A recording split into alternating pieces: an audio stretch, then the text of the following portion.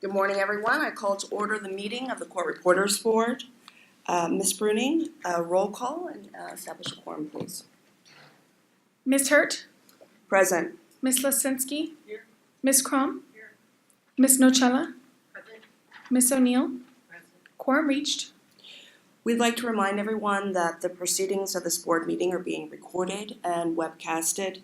It is requested that anyone wishing to speak come forward as they are recognized. It is welcome but not required that speakers identify themselves. And so we're on to agenda item 1. Copies of the minutes have been distributed. Are there any additions or corrections after reviewing them? I have corrections. Please. Alright, sorry. That's okay. Page 9, paragraph beginning Miss Esquivel stated that a key target of the bill is, and then it's missing the word to. Okay. And then page 10, second paragraph from the bottom, Ms. Fenner stated that the bill had been referred. There's a typo. Re-referred. Unless you mean it, you do mean that. Do you not think that there should, alright, well, okay, I think there should be a hyphen or something should be there, but alright. And then on page 20, paragraph Miss Esquivel, that paragraph, the sentence, she indicated that she is concerned, however, when she sees marketing that, and it should say declares a person can earn 6 figures. That's it. Okay.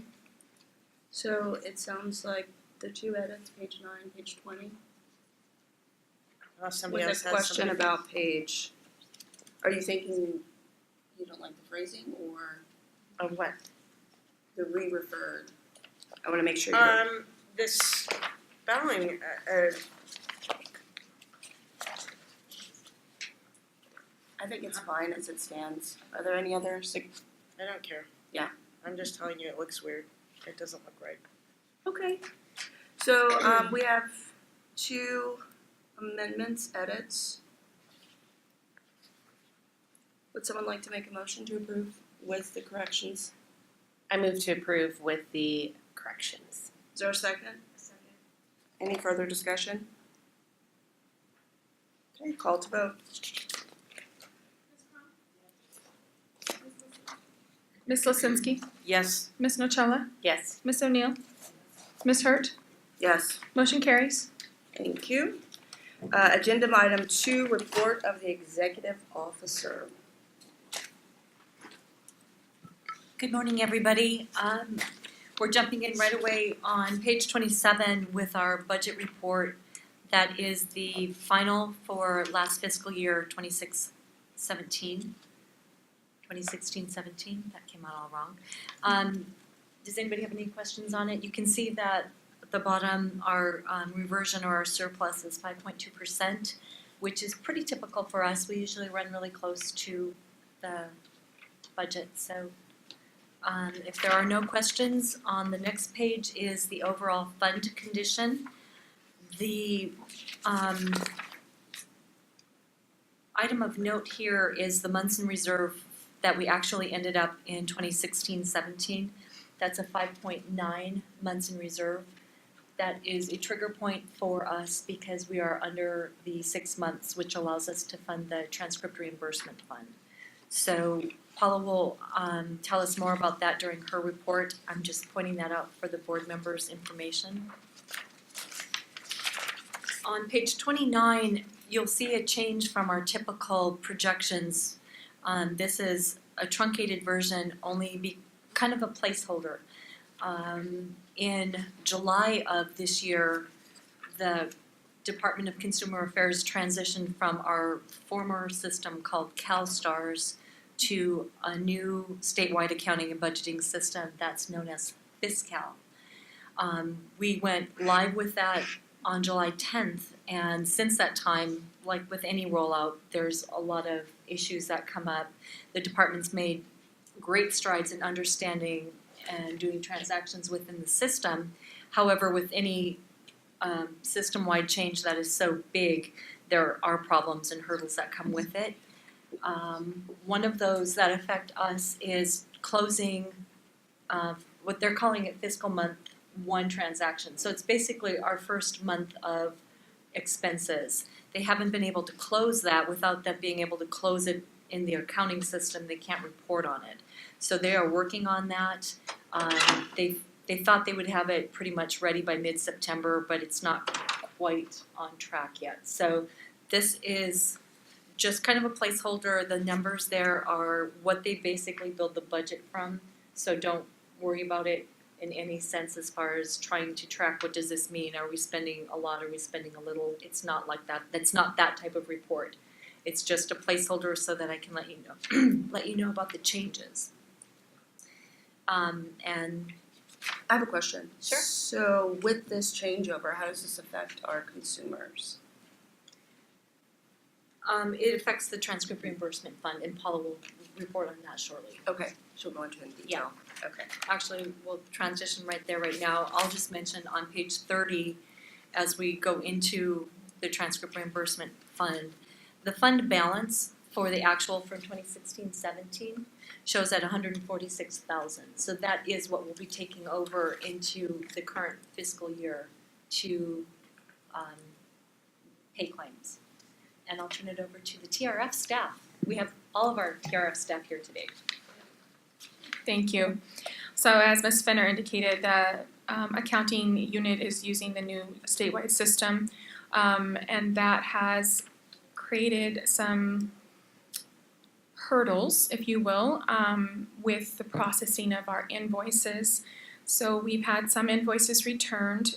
This has been in effect with invoices sent over since about mid-June. So of the 76 invoices that we sent over, some of them, I'm starting in mid-June, some of them has just recently been processed, and we received about 12 of them back to fix. And we currently in the pro bono program have close to 250 applications awaiting processing. So we are still trying to work with legal affairs, budgets, and the state controller's office to resolve the issues so processing can resume. And then I'll let Ms. Davis give a report on the ProPer program.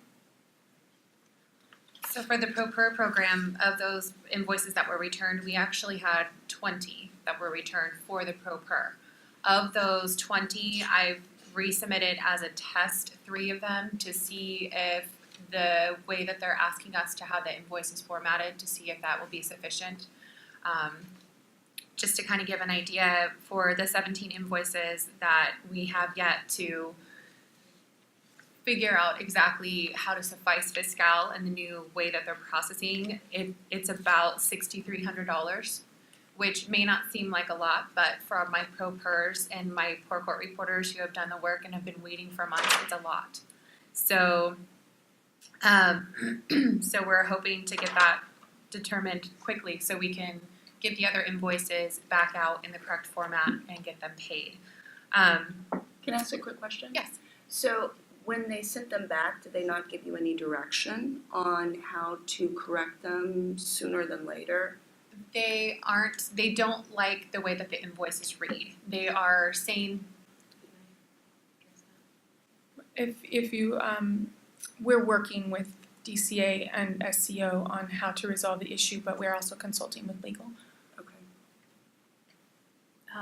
It's my understanding that the way the state controllers understand this program is that the invoices that are being submitted are invoices against obligations owed by the state of California. In reality, we receive invoices to prove that there are expenses that can be covered under what is essentially a grant program. And the State Controller's Office seems to completely, fundamentally misunderstand what the program is. It's my understanding that Budgets has been speaking, DCA Finance has been speaking with State Controller's Office, and they have been unable to come to some agreement. The issue was raised up to legal a couple of weeks ago, and we are still trying to work through with State Controller's Office.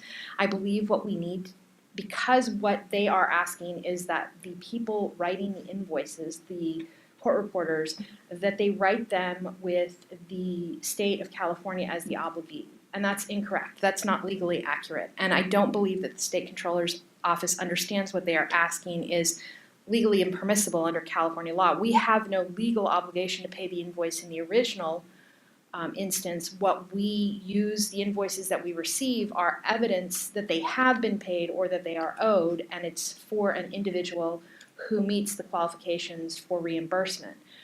I believe what we need to do is we need to meet with SCO and make them understand that we're going to change the language that we use, and we're going to stop referring to these as invoices and figure out how they pay other grant type or reimbursement type obligations without referring to them as invoices. Because in grants, they don't submit an invoice. They receive a grant. They may submit accountings for how it was used, but they don't submit an invoice payable to the or owed by the state of California. So I think that there's a language issue that may be part of what's going on, and that the way in which SCO understands the program needs to be modified. I just don't know how quickly we're going to be able to get them on the same page. Okay, so it sounds like we have a lot of work to do.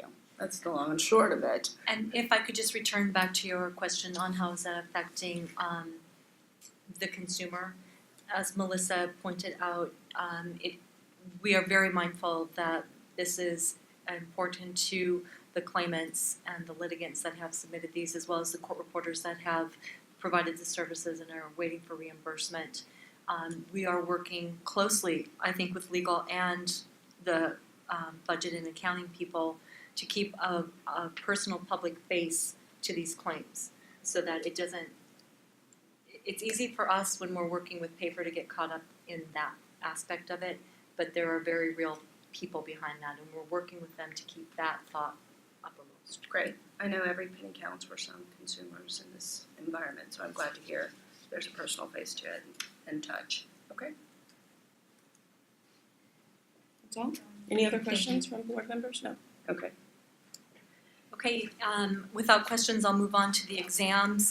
All of the exam statistics are back located starting on page 31. In addition to the overall dictation exams on page 35, that shows the last pass rate was more normal for us.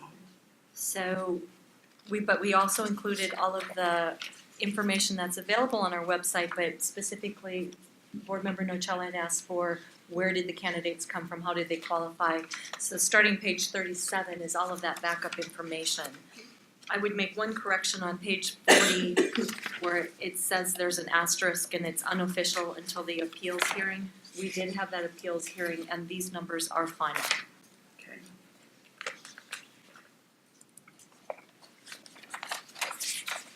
Are there questions on the dictation exam? Just so I'm very clear, so for the RPR, one person used that to, What page are you on? sorry, page 37. 3 lines from the bottom. Okay. RPR. So that's the test for March of 2016, Okay. and you are correct. Of all of the people that came to the RPR, or used the RPR to qualify to come to our license exam, we do an informal survey asking if they attended an online school, and none of them were online. And Could you give a quick definition of what RPR is for some of our other public members? Yes, RPR is Registered Professional Reporter. It's a voluntary certification that the National Court Reporters Association administers. Thank you. Yes. I'm That sorry. makes sense? okay, yes, no, I understand. So bottom line is one person used their RPR to be able to sit for the test Yes, of everybody in the United States. And one person passed. yes. I think it's important for the board to bring their attention to how many schools have closed over the past few years. that was very prominent when I looked down to see closed. And what that means for the industry and what things we should think about doing in the future to help empower folks and put more court reporters out, because the consumers need that protection. I would point out, if you look on page 40, our most recent closure was Sierra Valley. And if you see, they sent 10 first-time applicants and only one of them passed, which would lead me to believe that they probably didn't care very much about their statistics because they were closing. Mhm. And so there's no harm to them to send candidates who are possibly not ready to pass the exam. So that drives down our overall pass rate. And it's a double whammy in the sense of there are now 9 candidates, 90% of those people, who don't have a school to go back to. So I don't know what their plan is to find a place to practice and get faster and get better in order to come back and take this test. My fear is that they will just keep coming back to take the test and wait for the quote-unquote easy test. And so that will continue to drive our numbers down or keep them down.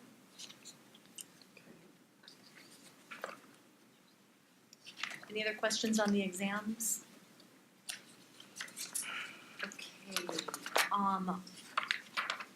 I would report one other thing.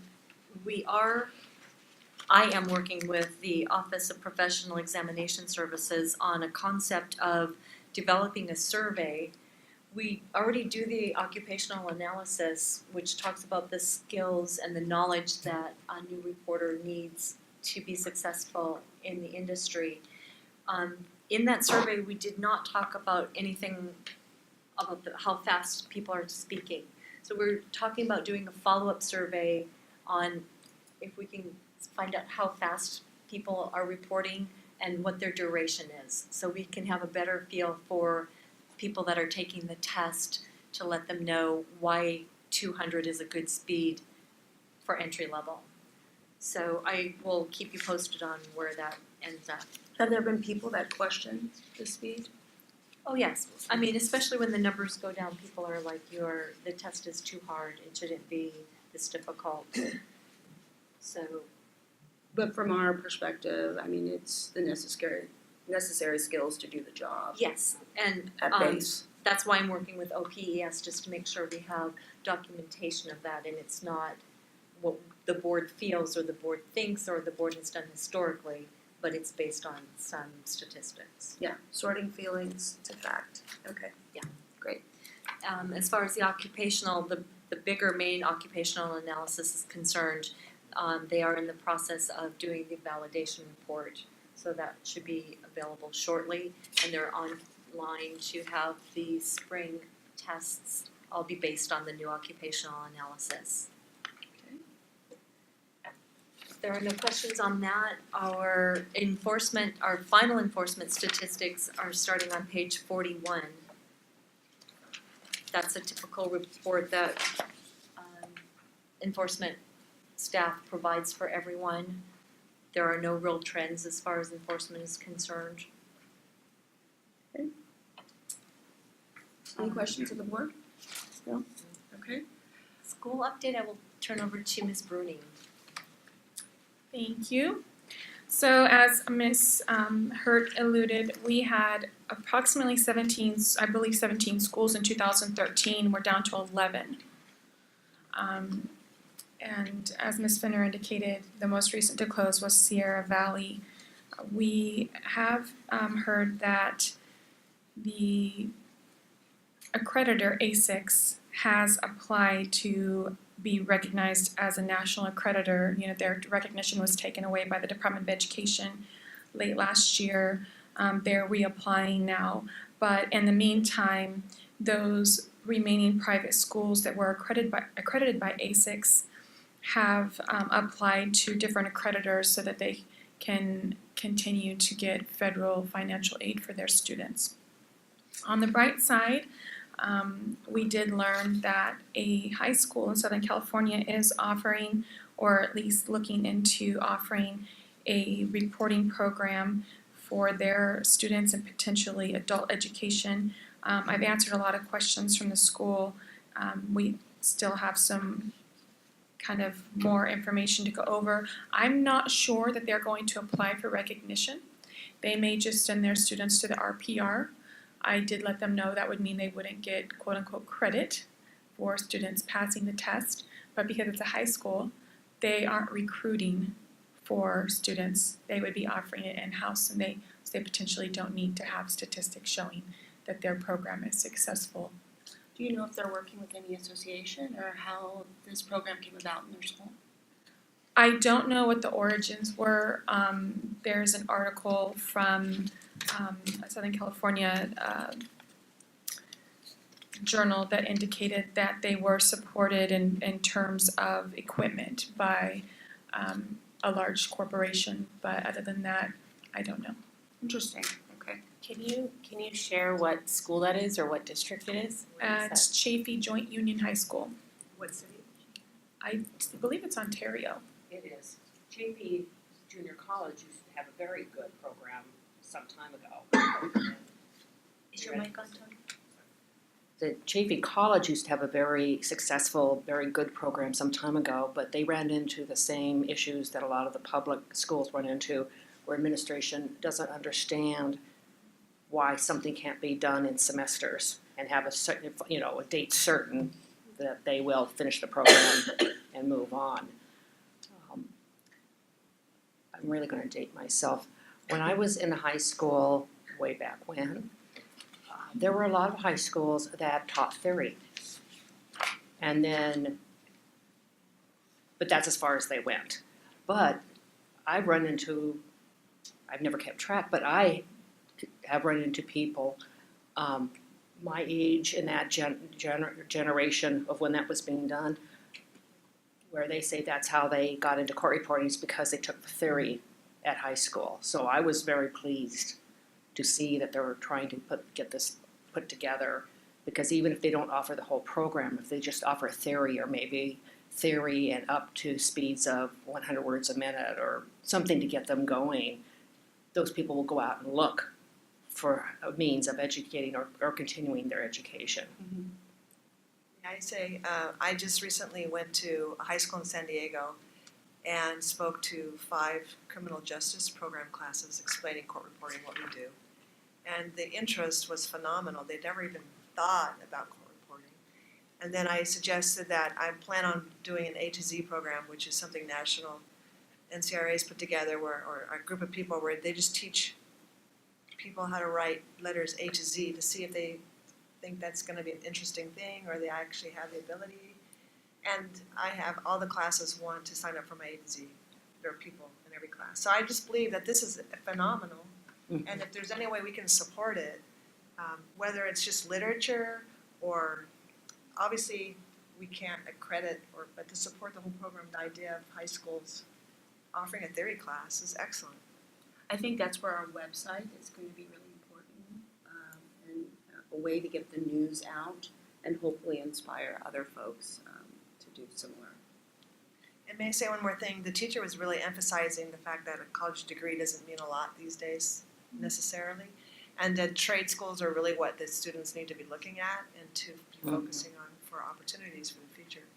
So I think this timing is really good to support high schools. Comments? The only other thing I wanted to report is that we are hoping to get back into our school reviews. We've had a very busy year.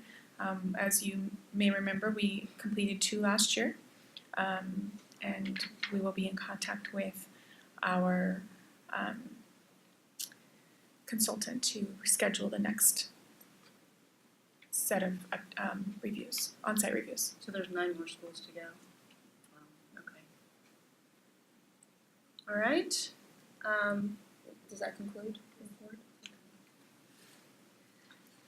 I'll move on to the Breeze line item. This is probably the last time that you'll see Breeze as such. We are working with the Office of Information Services as well as SOLID, which is the training department of the Department of Consumer Affairs, to do a business modernization. So it's a plan that will help us really set out what tasks the board from a business aspect needs to improve. Things such as having a system in place so that we can have consumers be able to renew their license with a credit card, for instance. So things like that, but that's the most obvious example, but there are other things like that. So we are working with them to map that out. It's a quite lengthy process. It will take a great deal of staff time, but I feel that it's important for the board to bring that up to speed. And so we are committed to getting staff support so that they can do that. You're basically lining out and identifying every piece of your job. So it will be time consuming, a lot of detail, but at the end of it, then we will have the ability to say, this is what we need, will Breeze solve our problems, how much would it cost for us to go into that system, or would we want to look at private vendors? But we won't know until we have that modernization plan finished. And with the concept of private vendors, we could also possibly work with other boards who need the same computer program to get a better deal, so to speak.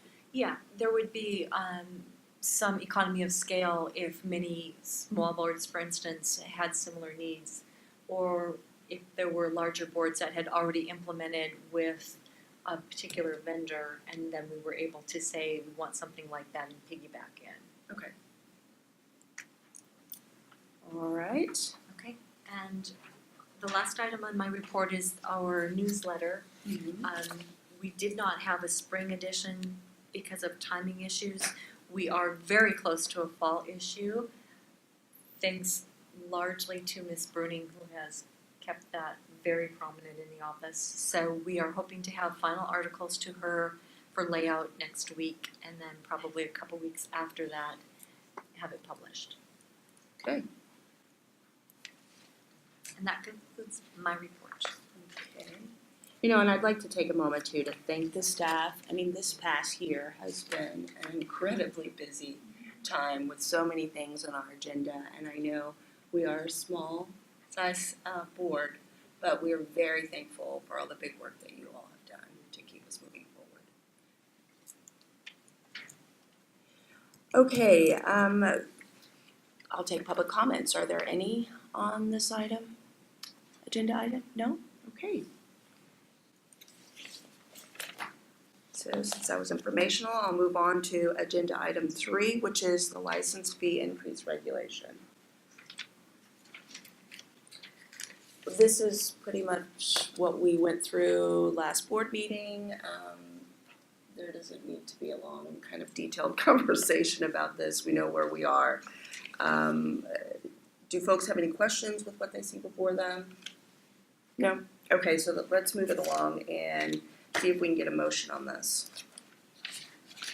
I would like to move that we approve the proposed language and have staff begin the rulemaking process. No, that's great. Actually for a pen. Don't forget to use the microphones. With the way OAL is currently reviewing packages, we need the full motion. If you don't give staff all of the authority that's laid out there, we'll be coming back to you multiple times in the future. This, So the suggested motion, Okay. right below, do you see there? okay, Okay. I move that we accept the proposed regulatory text for section 2450 as proposed. Direct staff to submit the text to the Director of the Department of Consumer Affairs and the Business Consumer Services and Housing Agency for review. And if no adverse comments are received, authorize the executive officer to take all steps necessary to initiate the rulemaking process, make any non-substantive changes to the package, and set the matter for public hearing. I think that's the most thorough motion we've ever had. Well, I'm just like it. reading it from I second. Any further discussion? No? Okay. Public comments? No public comments? All right, let's move on to call to vote. Ms. Crum, Yes. Ms. Lisinski, Yes. Ms. Nocella, Yes. Ms. O'Neill, Yes. Ms. Hurt. Yes. Motion carries. Thank you. Agenda item 4, legislation. Where do we begin?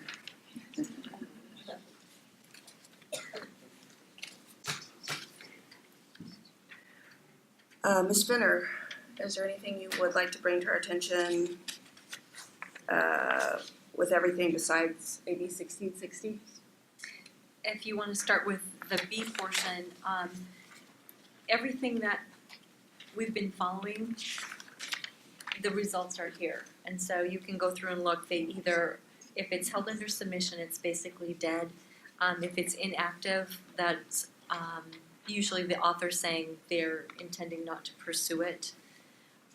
Or it's a 2-year bill, meaning it will continue on the second year. The ones that are chaptered have been passed. So AB 976 was chaptered, that was the Judicial Council's omnibus bill.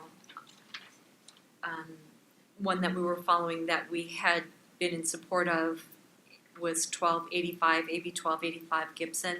That one changed and involved video recording, so it really went out of what we were concerned about. The really big one, I think, is AB 1450 by Obernolte. That was sponsored by the California Court Reporters Association and was chaptered, and it allows for electronic filing of court transcripts, which is a big move forward for the officials in the court system, but I'm sure will be quickly having huge effects on the freelance world as well. So I'll go back to the big agenda item A, our non-licensee owned firm subcommittee report on AB 1660. I had to dig really deep for a report out on this topic. And not only because of how the outcome of events kind of unfolded towards the end, but also because the subcommittee, and I would venture to say the board, is committed to solving this inequity issue to protect California consumers. So I'd like to be very thoughtful about what we say because we're still trying to figure out a pathway forward. I keep in my wallet this little piece of paper that says success is not final, failure is not fatal, it's the courage to continue that counts. And that's exactly what we're gonna do on this issue from my perspective, as long as I sit as chair.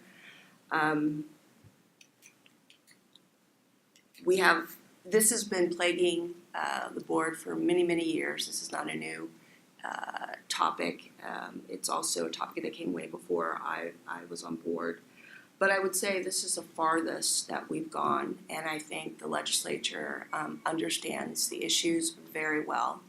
And now we need to inform the governor as to what's before us very well. Board Member Nocella, do you have anything to add? Where to begin? I know. I just want to applaud the staff and particularly thank you and thank Yvonne for all the hard work that went into the process. I want to thank our partner CCRA and DRA for joining us on the journey. I think it was long, it was well fought. I want to thank Assemblymember Kalra because he definitely, and his staff, Ryan in particular, because there was a lot of work and a lot of effort that went into this legislation. Blood, sweat, and tears amongst many. And it was unfortunate, and I think I'm just in saying disappointed that the bill was vetoed at 11:56 p.m. on October 15th. And while I think we disagree with the reasons of the veto, I think that there's an opportunity to spend some time with the governor's office and educate and work through any of the potential issues. But I would like to renew my dedication and support of righting the wrong, and we'll continue to fight aggressively to pass this bill in the future. And I will join you on that. Any other comments from the board or questions? I just like to say that I too would like to thank you for all your hard work, Yvonne, everybody here, and to thank Assembly Member Colora. And also, I believe, because of the fact that it got to the governor's desk and it went through everybody else, that there is an obvious issue and that people get it and important people in the state get it. So it's just a matter of finding a solution and moving it forward. So I support what you both just stated, and I'm really proud of what you've done. And I'm proud actually of the legislature of California for supporting us and actually moving that bill forward. Thank you. Any other comments? I adopt and support everything that was said. This was, I mean, I've been around for a while. This was the best bill that we've ever put forward. And to say it was disappointing, I can't even say how disappointing it was. But I agree, we need to continue and move forward on this path. This is just a little road bump, I'll refer to it, but we need to continue.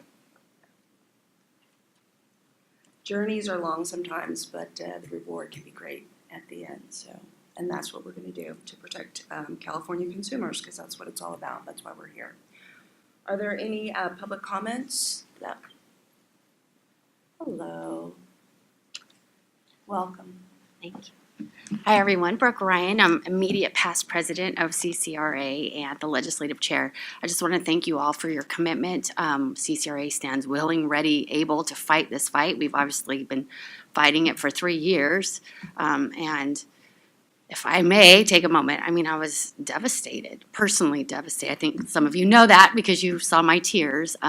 But if I stand personally for anything, and if CCRA stands for anything, you pick up the pieces the next day and you fight again. So we are here for you, for the consumers, but obviously we are here for the freelancers of the state of California.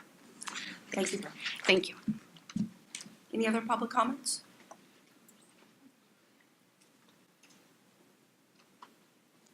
Welcome, Ms. Bloom. Tony Palone for DRA. I'll add to what Brooke said, join her in DRA's complete support of the board's efforts to go ahead with the same effort to assure registration of all reporting providers in the state. We were behind you on this, working very hard to the very last minute on this bill, watching every 5 minutes to see what the governor's reaction was going to be. And it was terribly disappointing because we all thought this was going to be passed. We thought we would get his support on this, and unfortunately, that was not the case. So I'm glad, very happy to hear that the board's going to go ahead and make another attempt at this, and we'll be behind you, supporting you all the way on that as well. Thank you, and commend you for the work you did on this. Thank you. Okay, any other public comments? No? Okay. Can I just add one thing? Absolutely. I did receive an email from the Senate VP and ED that they have their omnibus bill. And so if we have anything that's non-controversial, we can add to that. Oh, Or like this did- one? Yeah, we won't be having this one. January 9th is our deadline. Okay. So if anybody has something that they think that is non-controversial cleanup, let me know and I can get that in. Thank you. Or ask to get that in. And absolutely, come on up, sure.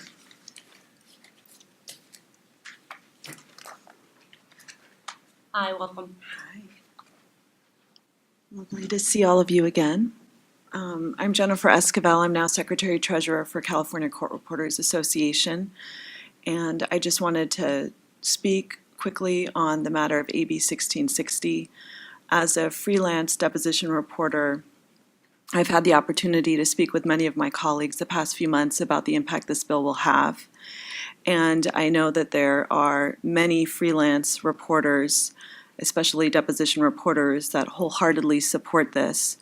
I think as a working reporter, we're all very eager to make sure that everybody follows the rules and we all understand who we're working for and who governs who we're working for, and that we feel supported in the profession because we have a consumers board like the CRB that will support both the consumer and provide information and guidelines for the reporter to follow. And so I wanted to commend the CRB first and foremost for working so well with the trade associations and making such a concerted effort to make sure that this matter is addressed and is addressed successfully. And I know that the disappointment and the defeat, momentary feelings of defeat have resonated throughout both the CRB and personally I've seen it resonate throughout CCRA. But I want to commend you for moving forward, and I want to make sure that you understand that personally, I'm also committed to helping in any way I can, both through CCRA, by attending CRB meetings, and through my profession as a working reporter. Thank you. I appreciate that. Thank you very much.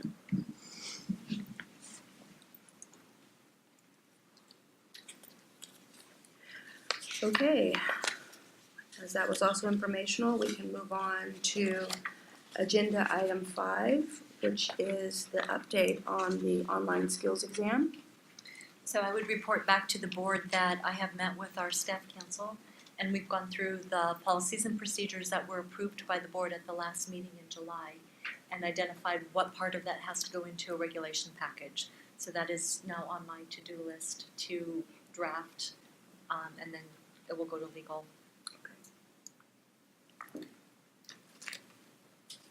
Any questions on, no? Okay. I do. Sure. I have a question. So, is there any other action that we will be taking in the next 6 months or something to move this along? Yes, as soon as I can get the language finalized, I should say we can get the language finalized, then it will come back to the board for approval on the proposed language. Okay. And that has to happen before we can actually move the package.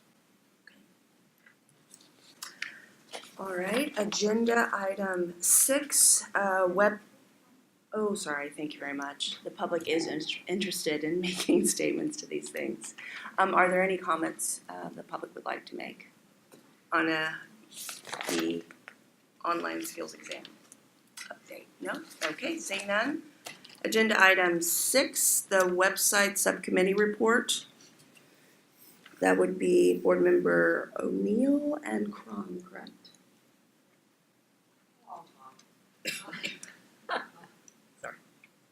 As soon as I turn on my microphone.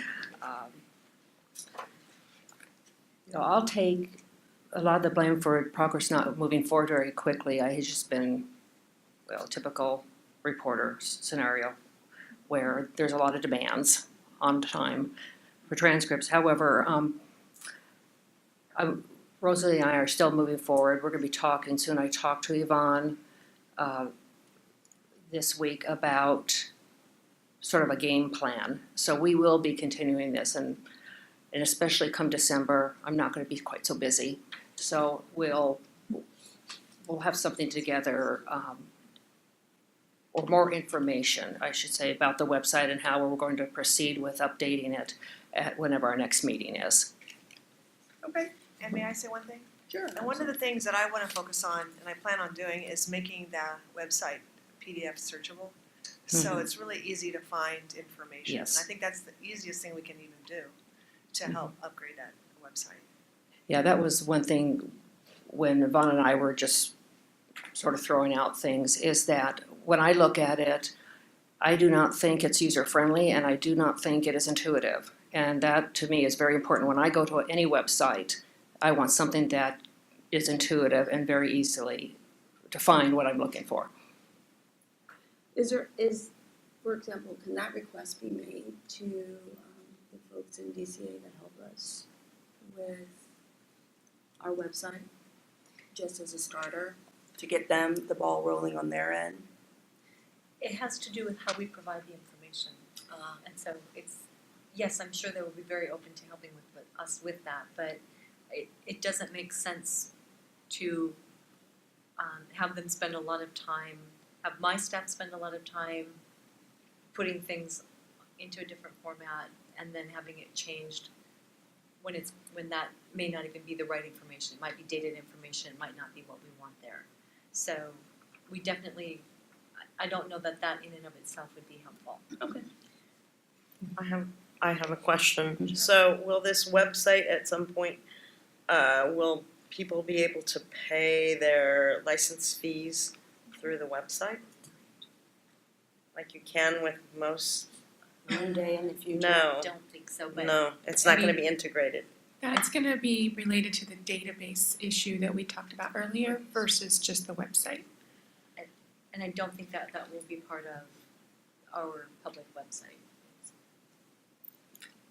It could be hyperlinked to it, I'm not sure. I mean, that, we can put that. Yeah, There we're you go, working there on you it. go. We will explore that Yeah. and see, yeah, it's a great idea. And if I could just add, part of the, as far as the process of how we're gonna work through this, I think what we're gonna start off is, as I mentioned, we're gonna look at how the website is now and analyze it how we, when I look at the website, sometimes they're not topics are not logically grouped together. You know, so we will, you know, really review the website and really maybe come up with a schematic of what needs to be under where and identify maybe the 4 or 5 things that really need to be up front. You know, for example, you know, the exam, you know, for candidates and, you know, another for the TRF, you know, so that it's, you know, I find I'm looking all over the site sometimes on a particular topic because they're not logically put together. So we're going to go through the analytical approach to it first, and then once we know what direction we want to take it, then that's probably when we are going to then get this, you know, the specialists in that can guide us and tell us what we can and cannot do just from a software and, you know, platform writing basis. Okay. It sounds like there's probably some things you can do independently since time is hard to get together to that point of reviewing the website. Yeah, that's what we were talking about doing. Yeah.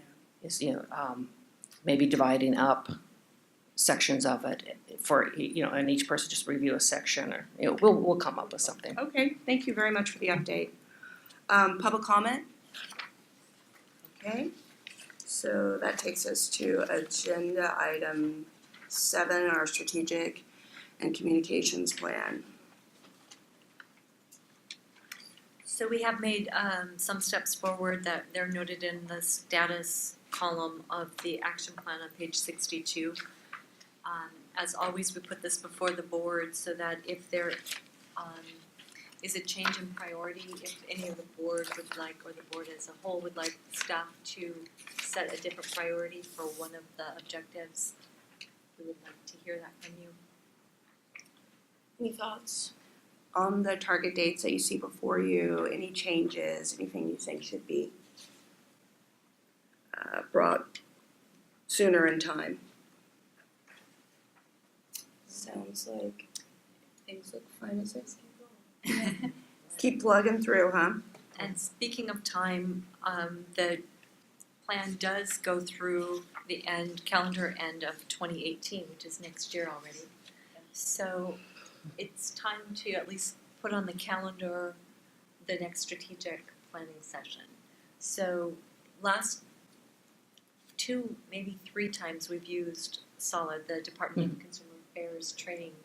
I feel like they have done a really good job, so if the board doesn't want to make a change, what I would propose is we get on their calendar for next year, because they do provide that service for many of the boards and bureaus, and so if we know that this is coming up, it would be good to at least get some dates in there. So I would recommend that, I don't know what the board's pleasure is, but maybe fall of next year, do a strategic planning session. Yeah, I think they did a great job. They really helped us put pieces together and get a plan forward. So if someone wants to find someone else, I don't think I hear that. So yeah, So what let's is strategic plan? For the strategic planning, and they're also in-house. To see if anybody else would be, if anybody would be interested in looking for another provider. Perfect. So if you could I will. put that schedule together. I have a question with regards to the best practice pointers. We still have that committee, correct? So if we wanted to reconvene it for, let's say, a 2018 best practice pointers, Yes. is that possible without the board having to vote or motion on something? It's an ongoing committee. Okay. I think we heard a lot of good things about the practice pointers that we did in 2016, was it? And maybe it would be a good idea to gather, I think there were 4 or 5 of us together for a 2018 best practice pointers. So I will talk with you, Yvonne, about how we can make that happen. All right. So that was the strategic outline. What about the communications plan? Any comments that you'd like to report? Any comments from the board on the communications plan? As you see, that communications plan started in 2016 and we're now in 2017. Again, there's been a lot of things on our plate and so to be determined, but at least we have the nuts and bolts of when we have time to begin. Public comment on this action item or on this agenda item? No. Okay. Let's move on then to agenda item 8, which is future meeting dates. So right now, we don't have a proposed date. I would just anticipate having the board get back together maybe February or March unless something comes up. But as soon as we have material to vote on, then we'll send something up, polling availability. Great. Yvonne, are you anticipating that maybe by then we would have the language from, Online skills? yes, Yes. perfect. That would be very good to Yes. get that rolling. Thank you. It's high on my list. There's a lot of things high on your list, huh? Okay, so any public comments on our future meeting council? No. All right, agenda item, oh wow, okay. Agenda item 9. Public comments for items not on the agenda. Public members are encouraged to provide their name and organization. We cannot discuss any item not listed on the agenda, but you are welcome to present it to the board for any future board agendas. Okay, so there are no public comments, which takes us to agenda item 10, which is our closed session. May I suggest that the board take a break? I would love to take a break. I will adjourn.